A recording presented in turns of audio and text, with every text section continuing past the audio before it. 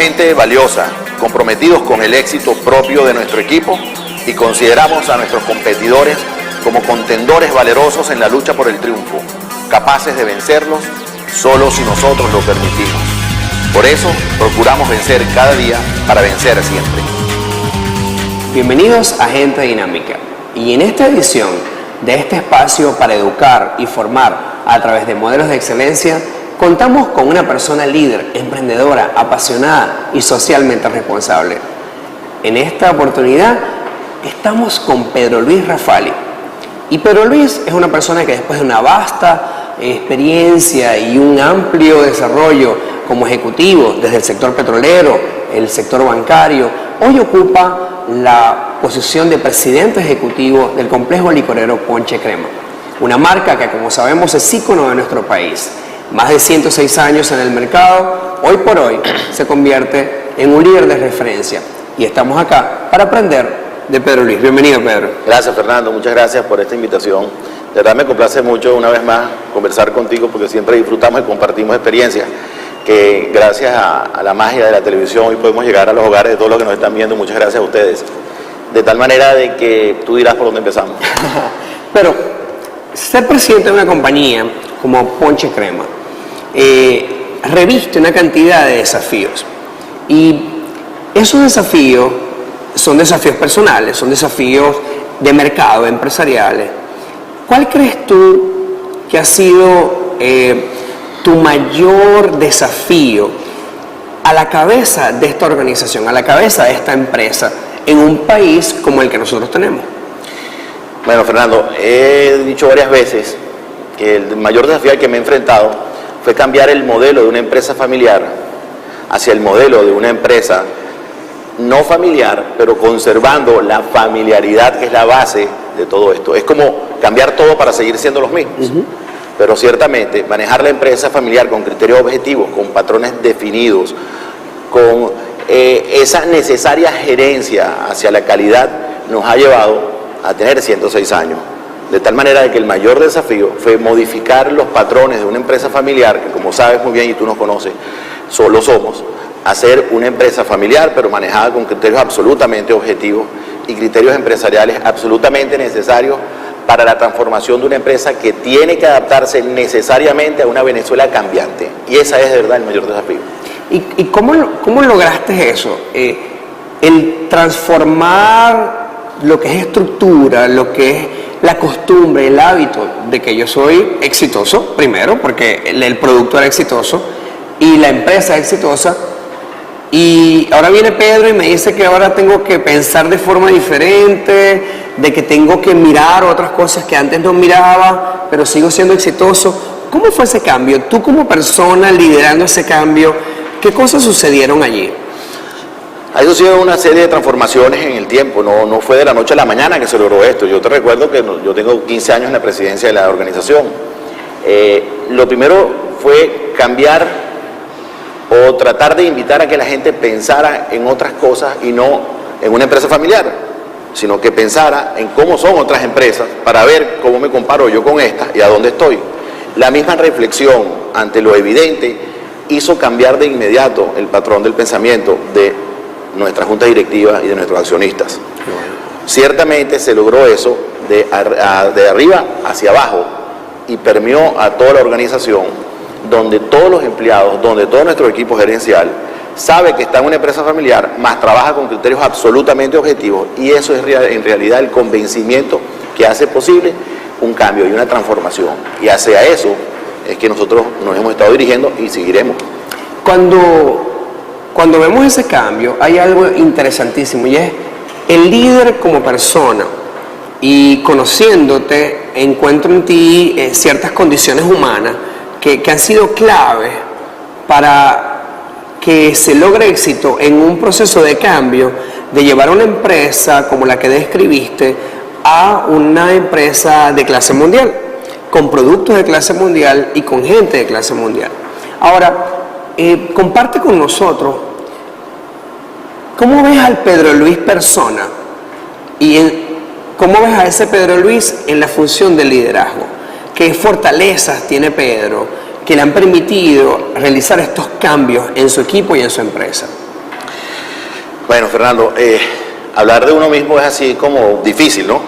Porque invariablemente uno corre el riesgo de caer en ser percibido como petulante y ese no es mi interés, señores. Mi interés es responderle a Fernando una pregunta incómoda para que todos ustedes logren escuchar lo que quiero transmitirles. Fernando, el liderazgo no se decreta y tú lo sabes bien. Y tú lo has dicho muchas veces. El liderazgo se gana, pero ¿se gana cómo? ¿En una rifa? No. Se gana con trabajo, con dedicación, con transparencia, con sinceridad, con humildad, con honradez y demostrando que todos los días nace el sol porque todos los días tenemos una vida por delante.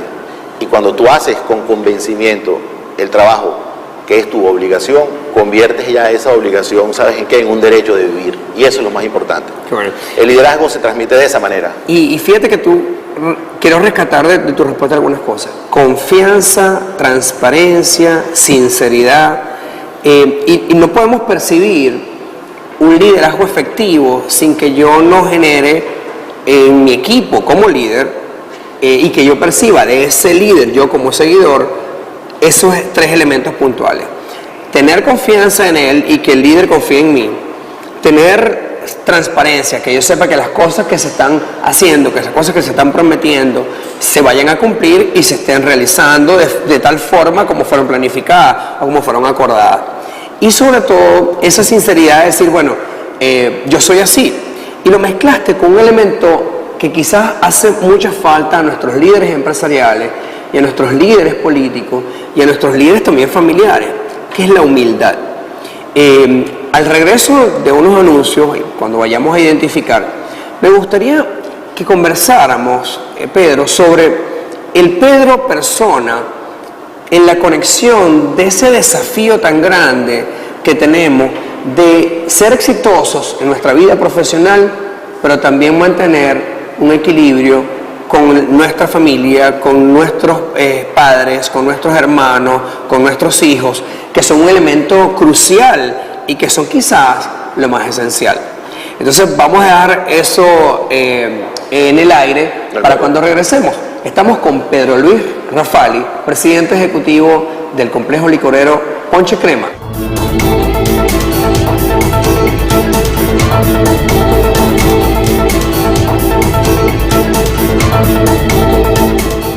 Hola, estamos de vuelta en Gente Dinámica con Pedro Luis Rafali y dejamos una inquietud en el aire y esa inquietud era cómo lograr combinar, balancear ese desafío de ser exitoso en el ámbito empresarial, en el ámbito profesional, como presidente ejecutivo de una compañía que tiene impactos incluso más allá de Venezuela, como lo vamos a hablar más adelante, y en ese balance y en ese rescate del equilibrio, atender a nuestra familia, a los miembros, a nuestros seres queridos, a nuestros amigos más cercanos. Entonces, Pedro, ¿cómo es eso? Está allí y tenemos una oportunidad de ver aquí a Pedro con María Ignacia, su hija mayor. Allí está bebecita, en este momento tiene 24 años. Y también está Pedro, que tiene 16 años. ¿Cómo ha sido ese desafío? Bueno, es otro desafío, pero sí, hay que mantener el concepto familiar, no solamente como empresa, sino hay que mantener el concepto familiar para lograr un equilibrio entre el trabajo y la familia. Además, en estos momentos posición difícil para mí, sin embargo, hemos tratado de manejar una vez más con criterio objetivo los negocios. Fíjate, sobre María Ignacia, mi hija. María Ignacia tiene 24 años y se acaba de graduar de administrador en la Universidad Metropolitana. Está trabajando en la organización y hablé con ella y le dije, hija, siempre habrá tiempo para trabajar, pero no hay mucho tiempo para estudiar. Y eso hay que decírselo a todos los jóvenes que nos están viendo. Fernando, hay tiempo para trabajar, pero no para estudiar. Loro viejo no aprende a hablar. Por lo tanto, estudien, que ya habrá tiempo para trabajar. Eso le dije yo a María Ignacia y le dije que ciertamente dentro de su empresa, porque ella es accionista de la empresa, ella tiene un campo de trabajo muy amplio, sin pretender hablar de jerarquías ni mucho menos. Claro. Que empiece como ha empezado ahorita, pero que se especialice, que haga un posgrado, que se vaya afuera, que estudie, que aprenda, que vea otras dimensiones, y después traiga eso a la organización para que además nutra a la organización y la enriquezca con sus conocimientos. ¿Cómo es la relación entre tú y María Ignacia, entre tú y Pedro, más allá de la empresa? ¿Cómo ha sido esa conexión también en dos cosas? Y quiero combinar esta pregunta, Pedro. Alcides, tu papá, ya fallecido, y Leonor, que está cumpliendo 84 años, ¿no? Pues sí, algo por el estilo. Si nos estoy oyendo y no somos 84, no me vas a entrar mal a la casa. Dejaron en ti ciertos valores. Sí. ¿Cuáles son esos valores y cómo tú, en tu rol de padre, de líder, en este caso de tus hijos, estás transfiriendo esos valores? ¿Cuáles son esos valores que aprendiste de Alcides y Leonor y que se quedaron en ti y que ahora estás transmitiendo a Pedro y a María Ignacia? Fernando, los valores que nos transmiten nuestros padres son muy importantes. En el caso mío, tanto mi papá como mi mamá siempre nos transmitieron principios morales muy profundos que te hacen ser un buen ciudadano, para englobar en esa palabra algo mágico, que es el prototipo de un hombre ejemplar o de una mujer ejemplar. La honradez, la decencia, la moral, el que nadie te señale con un dedo por ahí mañana y diga, ese señor que va ahí caminando es esto, es lo otro, sino que por el contrario, sin importar poco que haces, sin importar poco si eres o no eres un hombre de riqueza, que la gente te vea y te admire por tu valor, por lo que tú eres, como un hombre íntegro. Eso es lo que debemos lograr siempre, y eso empieza en esas raíces cuando nuestros padres nos educan. Después pasamos a nuestros colegios, a nuestros liceos, y seguimos nutriéndonos de eso, y al final, cuando llegamos a los estudios superiores, debemos continuar batallando por lo que aprendimos y desarrollándolo, pero siempre con una palabra: la integridad moral del hombre es la razón de su ser. Y ahora cuando partimos de esa honradez, de esa integridad, de ese desafío de mantenerse íntegro ante tantos retos que vivimos y que estamos trabajando en el día a día, seamos profesionales de cualquier tipo y a la vez tenemos que estar atendiendo a nuestros familiares, surge una pregunta ya dándole una mirada a la empresa. Sé que trabajas con Alcides, sé que trabajas también con tu hermana dentro de la compañía, y varios de tus hermanos están allí, y varios de tus mejores amigos incluso trabajan dentro de la compañía. ¿Cómo ha sido ese reto de poder conjugar las emociones de las relaciones familiares con las decisiones racionales, técnicas, operativas de una empresa del tamaño del complejo licorero Ponche Crema? Excelente pregunta, bien complicado. El esquema de nuestra empresa familiar, el perfil como empresa familiar, inclusive fue analizado por el IESA con un caso muy especial en el curso de empresa familiar, y ellos quisieron hacer un curso para nosotros, porque no solamente es que varios Rafali trabajan en la organización y varios de los herederos de Leodoro González P. trabajan en la organización, sino que además muchos de nuestros empleados son hijos o sobrinos de gente que ocupa cargos de importancia dentro de la organización. Y de muchos años. Entonces, además. Sí, exacto. Entonces ese nepotismo que tenemos en la organización ha sido bien complicado de diseñar, de comprender y de establecer unas reglas de juego, que muchas de esas son tácitas, pero que todos comprendemos. Qué bien. Y cuando la regla es tácita y todos comprendemos, todos las aplicamos. Fíjate, el elemento objetivo, y vuelvo a insistir con la palabra, es el elemento que prevalece en la organización. Qué bueno. Ahí no se guarda silla para nadie. Quien no es eficiente, quien no conoce sus responsabilidades, quien no está alineado con los objetivos, con el plan de negocios de la organización, y sobre todo, algo muy importante, Fernando, con nuestra misión, no puede seguir en la organización, tenga el apellido que tenga.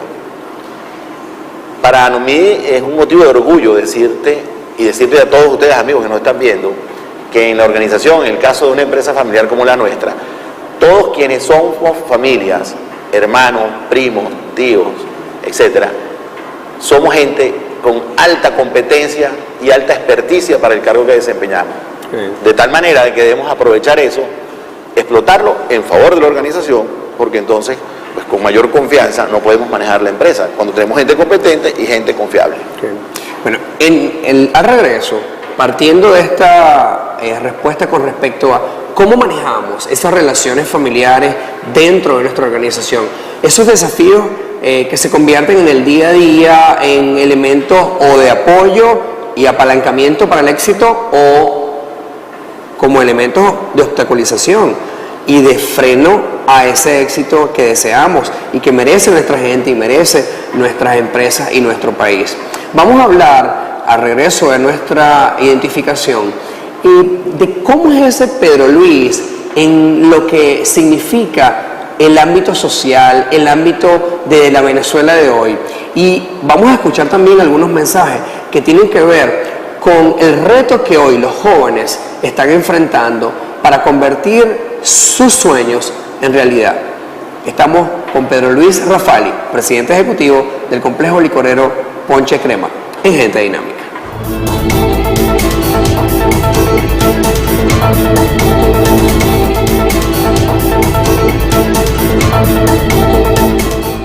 Gracias por estar de regreso con nosotros en Gente Dinámica con Pedro Luis Rafali, presidente ejecutivo del complejo licorero Ponche Crema. Dejamos una pregunta, una inquietud más que una pregunta, ¿cómo se presentan los desafíos ante los jóvenes venezolanos que desean construir y hacer realidad sus sueños? ¿Cómo nosotros en Venezuela, con la responsabilidad social del empresario, con la responsabilidad social de aquel que puede apoyar a otro, se presenta un caldo extraordinario, un espacio extraordinario para poder hacer que otros rompan ese ciclo de la pobreza? ¿Cómo nosotros podemos trabajar, Pedro, y tú como empresario y como venezolano de corazón que sé que eres, para cambiar esa realidad que estamos enfrentando tan difícil, como decía en estos días el exalcalde de Bogotá, que lo tuvimos en una conferencia hablando de construir ciudadanos? Él decía que de nada sirve que nosotros podamos tener una casa hermosísima, bellísima, con todas las comodidades, y salimos y estamos con el riesgo de perder la vida, estamos con el riesgo de caer en un hueco en una carretera porque no fue atendida adecuadamente. ¿Cómo vencer ese ciclo desde tu perspectiva de empresario y desde tu perspectiva de venezolano? Ok, mira, Fernando, el ciclo, como tú lo llamas, es difícil de vencer y muchas veces nos empeñamos en hacerlo lo más óptimo posible. Todos quisiéramos que no hubiera ni un pobre en Venezuela. Todos quisiéramos ver a todos los venezolanos trabajando en organizaciones formales, en la economía formal y no en la informal. Eso es lo óptimo. Sin embargo, para llegar a lo óptimo hay que pasar primero por varias etapas en el desarrollo y en el equilibrio social. A mi juicio, lo que hay que hacer es, de raíz, de base, ir rompiendo ciertos esquemas con medidas sociales, con funciones sociales que permeen hacia los estratos más bajos de la población, para crear un medio ambiente apropiado, para después invitarlos a incorporarse al sector formal de la economía. De nada vale que el país crezca, que el Producto Interno Bruto crezca, que la oferta agregada crezca, que la demanda en consecuencia reaccione ante esa oferta, que todos crezcamos, que todas estas empresas necesiten producir y vender más y en consecuencia contratar más gente a nuestras empresas. Si después esos empleados, esos trabajadores regresan a sus hogares y no encuentran eso que tú has llamado muy bien un caldo cultivo necesario, donde germine socialmente un ciudadano íntegro. Y en esa búsqueda de ese ciudadano íntegro, ¿qué podemos hacer nosotros los empresarios? ¿Qué podemos hacer nosotros los que tenemos la oportunidad o tuvimos la oportunidad de formarnos, de educarnos, de tener acceso a un empleo y luego quizás emprender y crear una empresa, para que ese proceso de cambio de ese ciudadano, que gracias a iniciativas como la de tu empresa puede tener un empleo y puede empezar a romper ese ciclo, al regresar a su casa pueda transmitirle los mismos valores que Alcides y Leonor te transmitieron y que le estás transmitiendo a María Ignacia y a Pedro, él lo haga con sus hijos, ella lo haga con sus hijos, porque tenemos muchas madres solteras que son sostén y líderes familiares. ¿Cómo lograr eso, Pedro? Eso se logra con ejemplos, pero con ejemplos prácticos, no con ejemplos inventados que en la teoría se quedaron. Los ejemplos, no hay nada más peligroso que un ejemplo teórico. Eso de, por ejemplo, imagínate que eso no sirve como ejemplo. Un ejemplo tiene que ser parte de la realidad. Entonces, volviendo, si tú logras transmitir aspiraciones a quienes vas a incorporar al mercado de trabajo, el nutrir esas aspiraciones de una manera organizada hace que ese ciudadano reaccione en favor a superarse y a desarrollarse. Y en el camino, cuando un hombre está convencido de eso y hay un medio ambiente creado, insisto, en la parte social, y por supuesto un medio ambiente económico favorable para el desarrollo empresarial, eso es perfectamente lograble, porque nosotros, los seres humanos, somos seres racionales, no somos irracionales y tenemos que explotar esa mente tan grande y universalmente infinita que tenemos para aprender. Entonces quizás, como decía Peter Senge, sea la empresa el espacio para lograr un cambio social a través de la educación y la formación ciudadana de los empleados, de los ejecutivos, para que una vez que ellos lleguen a su familia puedan generar un cambio importante, trascendente, que trascienda las fronteras de la empresa, pero que también trascienda lo que es el impacto social de una oferta laboral. Tal cual como tú lo has dicho. En excelentes palabras lo has expresado. Es así. Ahora, un poco ya para ir cerrando, no quiero despedirme de nuestra gente y de ti, pero sin agotar dos preguntas. Una es, yo sé que tu vida, colmada de éxitos, también ha estado desafiada por lo que en algún momento llamamos fracasos, que son oportunidades de aprendizaje. ¿Cuál en tu vida profesional o en tu vida personal ha sido un momento difícil? Y háblanos de cómo lo resolviste, de en qué pensaste, cómo actuaste para no dejarte vencer por esa situación. Bueno, te confieso con un ejemplo de la vida real que el momento más difícil que viví en lo profesional y como empresario fue en el año 2001, iniciando pues ya el 2001 y parte ya del 2002. Donde con esa enorme inversión con la cual celebramos nuestro centenario como empresa, nosotros decidimos invertir y adquirir los activos productivos de una gran organización del mismo ramo en el cual explotamos nuestro negocio. Y de la noche a la mañana, esta empresa monoproductora, como decíamos antes de comenzar nuestro programa, se transformó en una empresa multiproductora, y de producir una marca, hoy tenemos 23 y representamos otras 12 marcas internacionales. Wow. Y eso no es fácil lograrlo. Y mi mayor desafío, mi mayor temor y el miedo profundo que se siente y la enorme responsabilidad sobre tus hombros te hace reaccionar y decir, pues esto no puede conmigo, yo tengo que ser responsable socialmente de los que están detrás de mí y han confiado en este reto tan importante que asumí, y ahí vamos a salir adelante. Y con el convencimiento, el trabajo en equipo, el convencimiento de una organización basado en 100 años de cimientos y solidez, edificamos lo que es hoy un consorcio licorero de alta competitividad internacional. Pero no te niego que sufrí el temor y el miedo de ver cómo en aquella época tan fuerte, todo aquello que se vivió en el año 2002, que ni siquiera quiero mencionarlo, claro, iba a acabar, iba a derrumbar absolutamente todo lo que hemos hecho.